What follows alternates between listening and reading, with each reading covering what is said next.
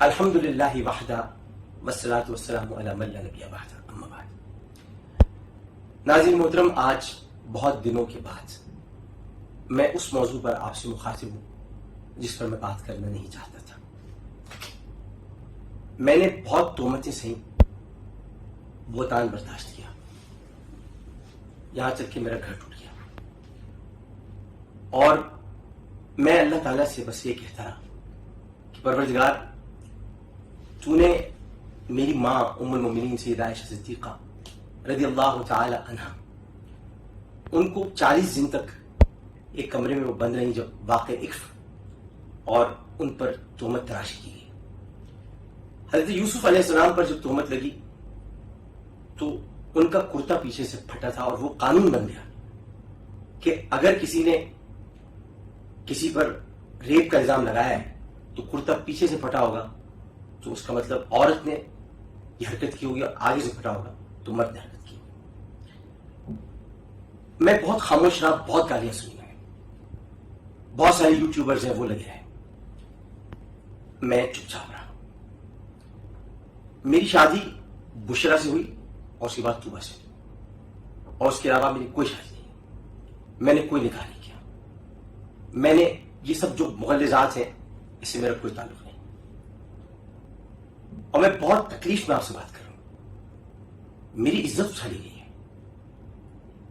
پھر میں نے بھی اللہ تعالیٰ کو مخاطب کرنے کی بات، یا ایھا الذین آمنوا استعینوا بالصبر والصلاۃ ان اللہ مع الصابرین، میں نے صبر کا دامن تھام لیا، اور اس وقت کا انتظار کرنے لگا جب اللہ سبحانہ و تعالی شر کے منہ سے ایسے جملے نکلوائے گا کہ اس کا کردار واضح ہو جائے۔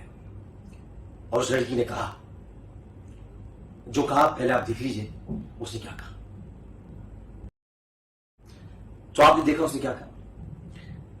اس سے اندازہ ہوتا ہے کہ جسے یہ نہ پتا ہو ما کان محمد آبا احدکم من رجالکم ولکن رسول اللہ وخاتم النبیین، جس کو یہ نہ پتا ہو کہ محمد صلی اللہ علیہ وآلہ وسلم کی بیٹی فاطمہ الزہرا ہے، ابیہ علیہ افضل الصلاۃ والسلام، سیدہ زینب ہیں سلام اللہ علیہ، سیدہ ام کلثوم ہیں سلام اللہ علیہ، سیدہ رقیہ ہیں سلام اللہ علیہ، اس کے باوجود اس نے یہ جملے کہے۔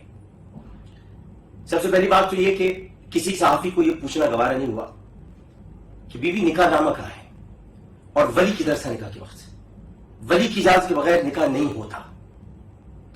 اور اس نے اتنے جھوٹ بولے ہیں کہ یہ سٹی کورٹ گئی یا میرے ساتھ 1 سال رہی۔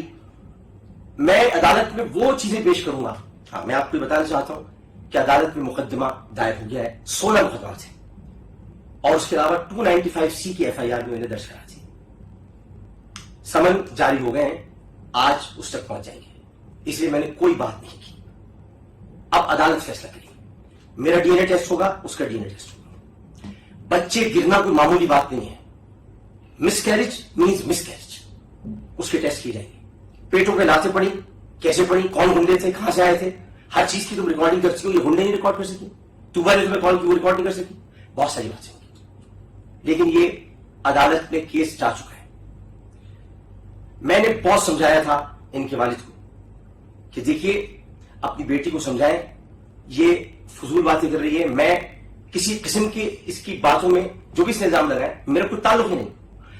ہزاروں قسم کی خواتین ہیں، ہزاروں لڑکیاں ہیں، ہزاروں لوگ ہیں جو سیلیبریٹیز کے ساتھ محبت کرتے ہیں، پیار کرتے ہیں، اور بہت سے لوگ تو شادی بھی کر کے بیٹھ جاتے ہیں تصویر کے ساتھ، تو اس کا مطلب شادی ہو گئی، اس کا مطلب شادی ہو گئی۔ نکاح ہوتا ہے، عقد مسنونہ ہوتا ہے، النکاح من سنتی فمن رغب عن سنتی فلیس منی، قال رسول اللہ۔ کیا لوگ بھول گئے سب؟ نکاح ایسے ہو جاتے ہیں، کوئی ریکارڈ لڑکی کو نکاح کی تاریخ سے یاد ہوتی ہے، لیکن کامل میر صاحب کے ایک صاحب ہیں وہ آگے بڑھایا جا رہے ہیں، بڑھے ہیں۔ تو جتنے لوگوں نے تیسری بیوی لکھا ہے وہ بھی ہوشیار ہو جائیں، کیونکہ انہوں نے مبینہ لفظ استعمال نہیں کیا۔ میں بہت خاموش ہوں، لیکن اتنا کچھ مجھے کہا گیا ہے، اتنا کچھ مجھے کہا گیا ہے کہ میں اب یہ عدالت فیصلہ کریے، چیف جسٹس۔ تو یہ مقدمہ اب سمن جاری ہو گئے، اب یہ کیس عدالت میں، میں اب بھی ان لوگوں سے اپیل کروں گا کہ آج کے بعد اگر کوئی بولا تو یہ عدالت کی کارروائی میں رخل اندازی ہوگی. اب یہ سب کو پیش ہونا ہوگا. اس کے باپ نے جو باتیں مجھ سے کی اور بعد میں کچھ اور کی وہ بھی پیش کی جائے گی, اور اس کے باپ کی وہ کالز جس میں اپنی بیٹی کو کیا کیا کہہ رہا ہے وہ بھی پیش کی جائے گی. بہت کچھ پیش کیا جائے گا. سب سے پہلے تو ڈی این اے ٹیسٹ ہوگا. ڈی این اے بڑی خطرناک چیز ہوتی ہے, ڈی آکسی رائبو نیوکلک ایسڈ, سب بتا دیں گا. تو میں نے اپنا ٹیسٹ پیش کرنا ہے. اس کے علاوہ عدالت میں کھڑے ہو کر بیان دوں گا, اور ٹو اینڈ میری عزت کی کوئی ویلیو نہیں ہے, میرے نبی کی عزت کی ویلیو ہے. اور بہت اہم بات ہے, اس نے ہر فرقے کو کافر کہا, اس نے پاکستان کو برا کہا, اس نے فوج کو برا کہا, اس نے عمران خان کو برا کہا, اس نے ہماری پوری پارٹی کو برا کہا, اور کسی قسم کا کوئی لکھا ہی نہیں ہوا. یہ کیسے لکھا تھا بھائی؟ عامر لیاقت حسین جو کام کرتا ہے بتا کر کرتا ہے. آپ لوگوں کو بھی سوچنا چاہیے تھا. میری ماں بہن سب کو ہٹا دے رہے ہیں.